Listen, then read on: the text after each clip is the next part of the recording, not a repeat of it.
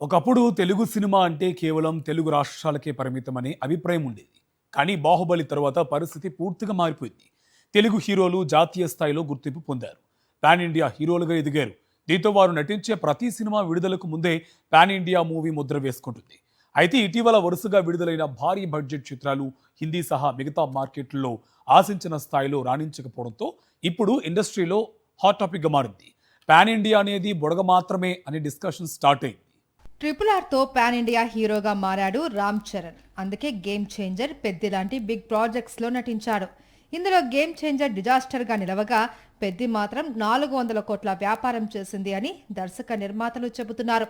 కానీ 400 కోట్ల వసూళ్లలో major share Tollywood నుంచే వచ్చింది. బాలీవుడ్, కోలీవుడ్, మాలీవుడ్ నుంచి ఆశించినంత మేర కలెక్షన్స్ రాలేదు.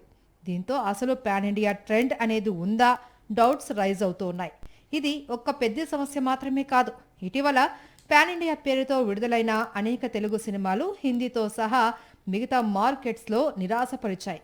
పెద్ది కంటే ముందు పాన్ ఇండియా ముద్ర వేసుకున్న దేవర, ప్రభాస్ నటించిన రాజాసాబ్, రాధేశ్యామ్ చిత్రాలు పాన్ ఇండియా హిట్స్గా నిలవలేకపోయాయి. పాన్ ఇండియా హిట్ అంటే పాన్ ఇండియా ముద్ర వేసుకున్న సినిమా. అది రిలీజ్ అయిన ప్రతి మార్కెట్లోనూ వసూళ్లను రాబట్టాలి. అప్పుడే అది పూర్తి స్థాయి పాన్ ఇండియా హిట్ మూవీగా నిలుస్తుంది అని చెబుతున్నారు ఫిల్మ్ క్రిటిక్స్. ఇటీవల వరుస ఫలితాలు ఒక విషయాన్ని స్పష్టంగా చెబుతూ ఉన్నాయి. పాన్ ఇండియా అనేది పోస్టర్ పై వేసే ట్యాగ్ కాదు, ఆడియన్స్ తో ఏర్పడే ఒక కనెక్షన్. పెద్ద హీరో, భారీ బడ్జెట్, 100 కోట్ల ప్రచారం మాత్రమే సరిపోవు.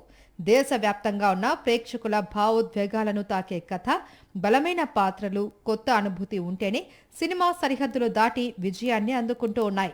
బాహుబలి, పుష్ప, KGF, కాంతార చూపించిన మార్గం అదే. పెద్ది తెలుగు రాష్ట్రాలలో గ్రామీణ నేపథ్యంలో ప్రేక్షకులకు బాగానే కనెక్ట్ అయింది. కానీ అదే కథ ఉత్తర భారత ప్రేక్షకుడికి అంతగా చేరలేకపోయింది అని, ఇందుకు చాలా కారణాలు ఉన్నాయని, పాన్ ఇండియా ముద్ర వేసుకున్న ప్రతి చిత్రం ప్రేక్షకుల్ని అలరించాలి అనే రూల్ ఏం లేదు అని, వారణాసి, రాకా, స్పిరిట్, డ్రాగన్ చిత్రాలు విడుదలైన రోజున మళ్లీ ఇవే మార్కెట్స్ కొత్త రికార్డులు సృష్టిస్తాయని, రికార్డు కలెక్షన్స్ అందుకుంటాయని, అంతేకాని పాన్ ఇండియా ట్రెండ్ ముగిసిపోవడం లేదా బ్రేక్ పడ్డం అనేది ఉండదు అని సినిమా పండితులు చెబుతున్నారు.